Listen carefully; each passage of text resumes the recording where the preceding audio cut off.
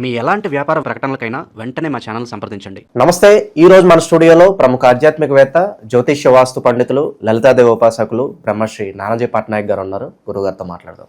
నమస్కారం గురుగారు. శ్రీమాత్రే నమః. గురుగారు ఆగస్టు మాసంలో తులారాశి వారి పరిస్థితి ఏ విధంగా ఉండబోతుంది? ఓవరాల్గా ఎలాంటి జాగ్రత్తలు, ఎలాంటి పరిహారాలు తీసుకోవాలి? వీటికన్నా ముందు సహజ సిద్ధంగా వీళ్ళ లక్షణాలు ఎలా ఉంటాయి గురుగారు?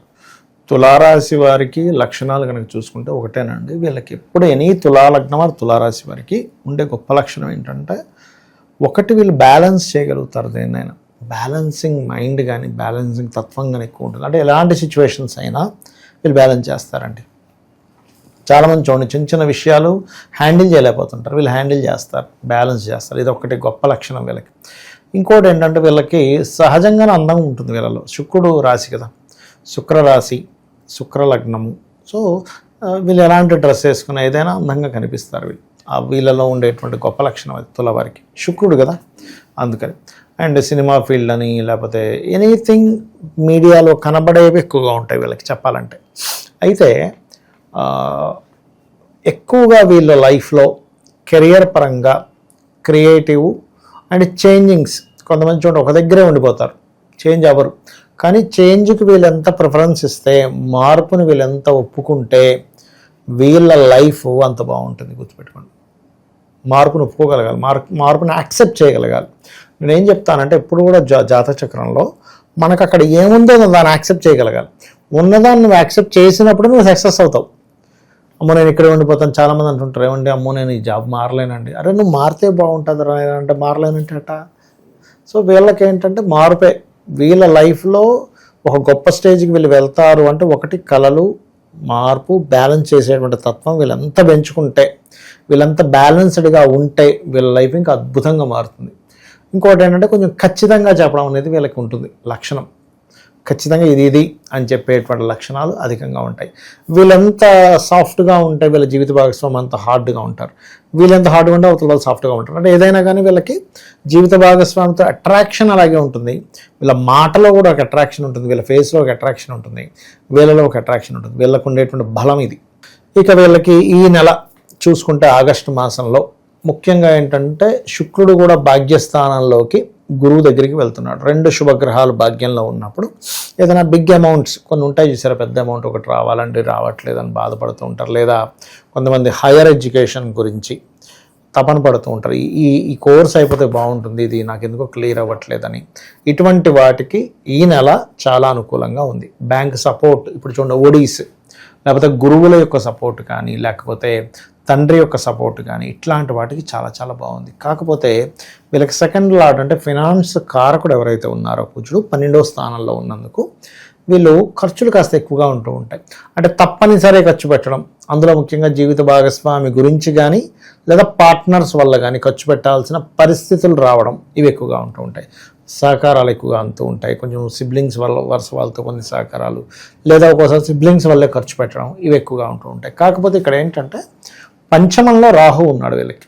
సో ఎప్పుడైతే పంచమ స్థానంలో రాహుగ్రహం ఉందో, ఇక్కడ ఆలోచన స్థానంలో ఉంది. సో వీళ్ళకి ఈ డైరెక్టర్స్కి వీళ్ళకైతే క్రియేటివ్ థింకింగ్, క్రియేటివ్ థాట్స్ వీళ్ళకి బాగా పనికొస్తాయి. కానీ ఇక్కడ ఎప్పుడైతే పంచమంలో రాహు ఉండి శని కూడా వక్రించి వెనక్కి వస్తున్నాడో, ఇక్కడ ఈ శని యొక్క ప్రభావము, రాహు యొక్క ప్రభావం ఎప్పుడైతే ఉందో, ఇది ఏం చేస్తుంది ఏమిటి అని చెప్పి చూసుకున్నట్లయితే, ఇది పర్టికులర్గా ఇచ్చేటువంటి గ్రహస్థితి వీళ్ళకి నిర్ణయం తీసుకునేటప్పుడు కొంచెం ఆలస్యం చేస్తూ ఉంటారు. ఎందుకంటే శని కదా, ఎంతైనా ఆలోచన స్థానంలో శని ఉన్నప్పుడు ఏంటంటే, వీళ్ళు జాగ్రత్త పడాలి అంటే డెసిషన్ మేకింగ్. ఇవాళ చెప్తాం, రేపు చెప్తాం, ఎల్లుండి చెప్తాం, అవకాశం వెళ్ళిపోతుంది. ఎప్పుడైనా డెసిషను రైట్ టైంలో చెప్పగలగాలి. అది ఎంత ఆలస్యం చేయాలి అంతే ఆలస్యం చేయాలి, ఎంత తొందరగా చెప్పాలి అంత తొందరగా చెప్పాలి. ఈ టైమింగ్ ఈజ్ మోస్ట్ ఇంపార్టెంట్. కాకపోతే తులాలగ్నం వారికి ఎప్పుడు కూడా ఆలస్యం చేసే తత్వం ఉండదు. కానీ రాహు వల్ల ఏమవుతుందంటే, అమ్మో ఈ డెసిషన్ ఇప్పుడు తీసుకుంటే ఏమవుతుందో, అది సంతానం గురించి కావచ్చు, ఫ్రెండ్స్ గురించి కావచ్చు, షేర్ మార్కెట్ గురించి కావచ్చు. కొంతమంది చూస్తూ ఉంటాం కదా, ఈ షేర్ ఇక్కడ అమ్మేయాలన్నప్పుడు వీళ్ళు అమ్మకుండా అలా ఉంచుకుంటారండి. అమ్మో ఇంకేమైనా పెరుగుతుందో, అది డౌన్ అవుతుంది ఆఖరికి, అర్రే ఇట్లా షేర్ మార్కెట్ విషయం. ఎందుకంటే పంచమ స్థానం అనేది షేర్ మార్కెట్. ఒక్కోసారి పంచమ స్థానం అనేది ఫ్రెండ్స్ కొన్ని రహస్యమైనటువంటి స్నేహితులు ఏర్పడడం, ఎందుకంటే పంచమం ఈజ్ రహస్య స్థానమైంది వీళ్ళకి. తుల నుంచి పంచమం కుంభం అవుతుంది, అక్కడ రాహు ఉన్నాడు. సో రహస్య స్నేహితుల వల్ల ఇబ్బంది పడడం, రహస్యంగా చేసే కొన్ని ఎంజాయ్మెంట్స్ వల్ల ఇబ్బంది పడడం, ఇట్లాంటివి జరుగుతాయి. కాబట్టి ఈ విషయంలో చాలా జాగ్రత్తగా ఉండాలి. అందులో ప్రధానంగా మీరు చూసుకున్నట్లయితే వీళ్ళకి కొన్ని లవ్ అఫైర్స్ ఇటువంటి విషయాల్లో కూడా కొంత జాగ్రత్తగా ఉండాలి. రాజకీయ విషయాల్లో కొంత నిర్ణయాలు తీసుకునేటప్పుడు కూడా కొంత నిర్ణయాలు తీసుకోవడము, కొంచెం రాజకీయంగా ఎవరినైనా చేర్చుకునేటప్పుడు వీళ్ళు ఏదైనా ఒక కొత్త పార్టీలో జాయిన్ అయ్యేటప్పుడు నిర్ణయాలు జాగ్రత్తగా తీసుకోవాలి. అయితే వీళ్ళకి సంబంధాలు కూడా ఏంటంటే వివాహ సంబంధాలు చూసుకున్నట్లయితే ఈ కుటుంబీకులకు సంబంధించిన వాళ్ళల్లోనే ఎవరైనా ఇప్పుడు చూడండి సిబ్లింగ్ వరుస, అంటే సిబ్లింగ్కి తోబుట్టువులైన, అంటే వీళ్ళ సిబ్లింగ్కి భర్త భార్య వాళ్ళ తోబుట్టువులు కూడా వీళ్ళకి వరుస అవుతారు కదా. అలాంటి వాళ్ళు ఏదైనా బిజినెస్ రంగాల్లో విదేశాల్లో బిజినెస్ చేస్తున్నటువంటి వారు, విదేశాల్లో చదువుకునే వారి ద్వారా అలాంటి సంబంధాలు రావడం, అంటే బంధువర్గంలో విదేశాల్లో ఉంటూ అక్కడ చదువు కానీ బిజినెస్ కానీ చేసేవాళ్ళు, ఇటువంటి వాళ్ళతో కొంత వీళ్ళకి వివాహ ప్రయత్నాలు అనేవి సక్సెస్ అవుతాయి. కాకపోతే వీళ్ళు కొంచెం మంగళవారాలు మాత్రం ఇప్పుడున్న గ్రహస్థితి రీత్యా వివాహ నిర్ణయాలు తీసుకోవడం, మాట్లాడడం చేయకూడదు. మంగళవారాలు వెయిట్ చేయాలి ఒకటి. అండ్ ప్రమోషన్ సంబంధించిన విషయాలు చూసుకుంటే కనుక 16-17 తేదీల నుంచి లాభస్థానంలోకి లాభాధిపతి వస్తున్నాడు కాబట్టి ఇది కొంతవరకు పాజిటివ్గా ఉంటుంది. బట్ ఏదైనా కానీ కొంచెం మనకి ఆలోచన ఒకటి, ఎక్కువ లాభాలు వస్తాయని తీసుకునే డేర్ స్టెప్స్ కొన్ని మాత్రం కొద్దిగా వీళ్ళు ఈ 17వ తేదీ వరకు కొంచెం జాగ్రత్తగా ఉంటే మంచిది చూసుకుంటే కనుక. ఇక దూర ప్రయాణాలు చేసే వాళ్ళకి ఏదన్నా సూచన ఉందా?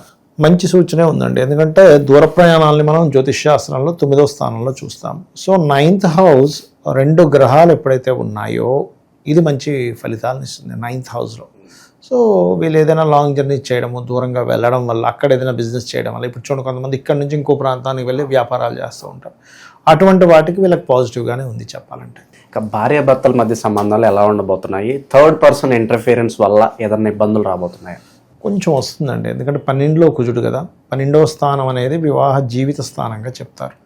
సో థర్డ్ పర్సన్ ఇంటర్ఫియరెన్స్ వస్తుందంటే వస్తుందని చెప్పాలి. ఎందుకంటే ఇప్పుడు ఎవరో ఏదో ఒక ప్రపోజల్ పెట్టారు ఆల్రెడీ ఉన్న భార్యాభర్తల మధ్య, వాళ్ళు ఏదో పెట్టారు, వీళ్ళేం స్పందించలేదు, కానీ వాళ్ళు ఎందుకు ఈ మెసేజ్ పెట్టారు అనేవి కొంచెం ఇబ్బందిని ఇస్తుంటాయి. ఎందుకంటే ఎంతైనా 3-6 అధిపతి గురువు శుక్రుడితో ఉన్నాడు. ఈ లగ్నానికి శుభుడు కాదు, సహజంగా సహజ శుభత్వం ఇచ్చే లక్షణాలు కొన్ని ఉంటాయి గురువుకి. కానీ శుక్రుడితో కనెక్ట్ అయినప్పుడు ఏమవుతుందంటే శుక్రుడు వివాహానికి కారకుడు, శుక్రుడు 8th లార్డ్ సీక్రెట్కి కారకుడు. అంటే కొన్ని విషయాలు సీక్రెట్గా జరిగేవి కొన్ని జరగడం వల్ల కూడా, ఇందాక నేను మీకు మాట అన్నా, పంచమంలో రాహుజన్ ఉన్నారండి, ఇది కొంచెం సీక్రెట్గా ఉండే ఫ్రెండ్స్ వాళ్ళు ఇబ్బంది ఇస్తుంది అని, ఇటువంటివి వీళ్ళకి కొంచెం జరిగే ఛాన్సెస్ ఉన్నాయి. కాబట్టి అటువంటి విషయాలకి దూరంగా ఉండడమే మంచిది. ఇంకా విశేషంగా ఈ ఆగస్టు నెలలో ఎలాంటి పరిహారాలు చేసుకుంటే బాగుంటుందన్నారు? దీంతో పాటు నరఘోష, నరదిష్టి పోవడానికి కూడా ఏదన్నా రెమెడీ చెప్పండి. చాలా మంచి చేశారండి. ఇంకోటి ఏంటంటే మీరు మాట తీశారు కాబట్టి నాకు ఒకటి గుర్తుకొచ్చింది. వీళ్ళకి స్వప్నంలో కొంచెం జాగ్రత్తగా ఉండాలి. స్వప్నంలో జరిగే సూచనలు వీళ్ళకు ఒక హింట్ ఇస్తూ ఉంటాయి. అవి నిజంగా జరుగుతాయి అంటారా? కళ్ళ జరుగుతాయి. స్వప్న శాస్త్రం గురించి మనం ఒకసారి ఎప్పుడైనా చెప్పుకుందాం వీలున్నప్పుడు. స్వప్న శాస్త్రం అనేది ఒకటి ఉందండి, అది పర్ఫెక్ట్ శాస్త్రం. అది బృహస్పతికి పని లేక అన్ని శ్లోకాలు రాస్తాడు దాని మీద, లేకపోతే అంతే కదా. ఇప్పుడు చాలామంది జ్యోతిష్ శాస్త్రం కూడా ఇది పనిచేస్తుందా అంటే, మహర్షులు అంటేనే వాళ్ళు ద్రష్టలు, వాళ్ళు భగవంతుడిని దర్శనం చేసుకున్నారు, అన్ని విశ్వంలో ఏముందో మొత్తం వాళ్ళకి తెలుసు. వాళ్ళు కొన్ని 100,000 శ్లోకాలు వాళ్ళకి పని లేక రాయలేదుగా జ్యోతిష్ శాస్త్రం మీద. అలా ఏంటంటే స్వప్న శాస్త్రం కూడా ఉంది. తులాలగ్నం ఆరు తులారాశి వారికి స్వప్నం ద్వారా కొన్ని హింట్స్ లభిస్తుంటాయి. దాన్ని వీళ్ళు ఫాలో అవుతూ గజేంద్ర మోక్ష ఘట్టం చేసుకోవడము, ఎక్కువగా దుర్గా ఆరాధన, చండీ పారాయణం వినడం కానీ చేసుకోవడం ద్వారా, ఇలాంటివి చేయడం వల్ల వీళ్ళకి బాగుంటుంది. సో ఓవరాల్గా ఈ మాసంలో తులారాశి వారి పరిస్థితి ఏ విధంగా ఉండబోతుంది, ఎలాంటి జాగ్రత్తలు తీసుకోవాలి, చాలా బాగా వివరించారు. ధన్యవాదాలు. శ్రీమాత్రే నమః.